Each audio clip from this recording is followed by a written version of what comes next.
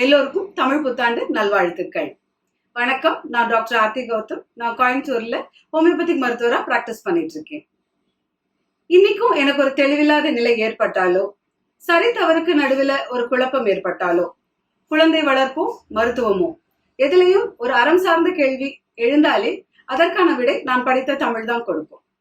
என்னுடைய தாய்மொழி தமிழ் இல்லைன்றதை எனக்கு அடிக்கடி மறந்து போகும். அந்த அளவுக்கு தமிழ் என் சிந்தனையையும் ரசனையையும் ஒழுக்கத்தையும் அறிவையும் ஆட்கொண்டு இருக்குன்னு தான் சொல்லணும். தமிழ் மேல உள்ள ஈர்ப்புனாலதான் எனக்கு ஹோமியோபதி மேலேயும் ஈர்ப்பு வர காரணமான சமீபத்துல நான் யோசிக்கும் போது எனக்கு எழுந்த சில சிந்தனைகள் என்னை சிலிர்க்க வச்சுது. தமிழுக்கும் ஹோமியோபதிக்கும் ஒற்றுமை இருக்குன்னு நான் உணர்ந்த சமயம் என்னை ஆச்சரியப்படுத்துச்சு. அதை உங்களோடையும் பகிர்ந்துக்கிறதுல பெரிய மகிழ்ச்சி. தமிழுக்கு திருக்குறள்ன்ற மாதிரி ஹோமியோபதிக்கு டாக்டர் சாமுவேல் ஹனிமனோட ஆர்கனோன் ஆஃப் மெடிசன். திருக்குறள்ல எப்படி வாழ்க்கையை நெறிப்படுத்த 1330 திருக்குறள்களோ, அதே போல ஆர்கனோன் ஆஃப் மெடிசன்ல ஒரு மருத்துவரை நெறிப்படுத்த 291 அஃபாரிசம்ஸ் இருக்கு. திருவள்ளுவர் 949வது குறள்ல உற்றான் அளவும் பிணி அளவும் காலமும் கற்றான் கருதி செயல் அப்படின்னு சொல்றாரு. அதாவது மருத்துவத்தை கற்றறிந்தவன் நோயாளியின் சக்தியையும் நோயின் தன்மையையும் காலத்தின் இயல்பையும் நன்கு கருதி பார்த்து சிகிச்சை செய்ய வேண்டும்னு திருவள்ளுவர் சொல்கிறார். இதற்கு ஒத்த கருத்தா டாக்டர் சாமுவேல் ஹனிமன் 3வது அஃபாரிசம்ல ஒரு மருத்துவரின் அறிவு, அதாவது நாலேஜ் ஆஃப் தி பிசிஷியன் எப்படி இருக்க வேண்டும்ன்றத சொல்றார். ஒரு மருத்துவருக்கு நோயை பற்றிய அறிவு, அதாவது நாலேஜ் ஆஃப் தி டிசீஸ், நோயை போக்குகிற மருந்தை பற்றிய அறிவு, அதாவது knowledge of the medicinal powers, இந்த 2 அறிவை கொண்டு நோயை குணமாக்குகின்ற வகையில் மருந்தின் அளவை நிர்ணயித்து, அதாவது நாலேஜ் ஆஃப் த டோஸை கொண்டு நோயற்றவர் முற்றிலும் குணமடைய செய்ய வேண்டும் என்று கூறுகிறார்.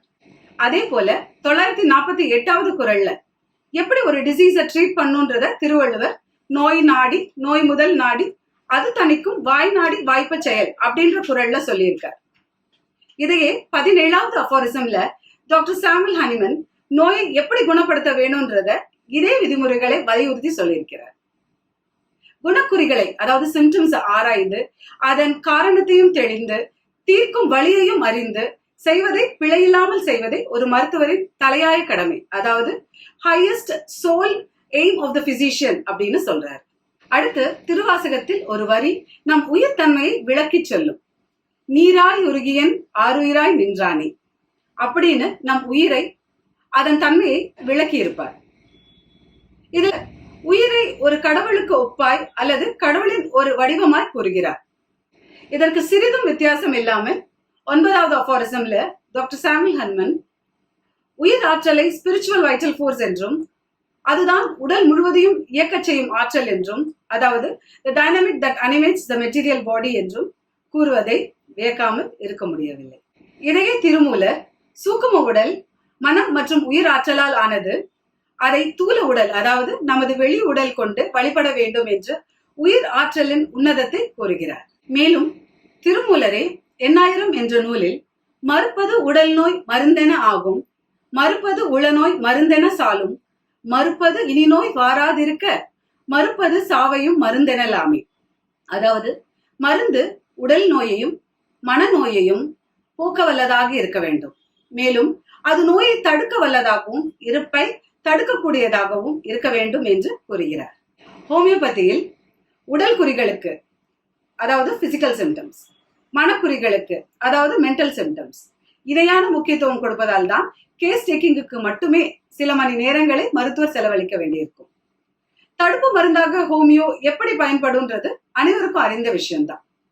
கோவிட் சமயங்களில கூட ஹோமியோபதி மருந்துகளை அரசு தடுப்பு மருந்தாக அறிவித்து விநியோகித்தது.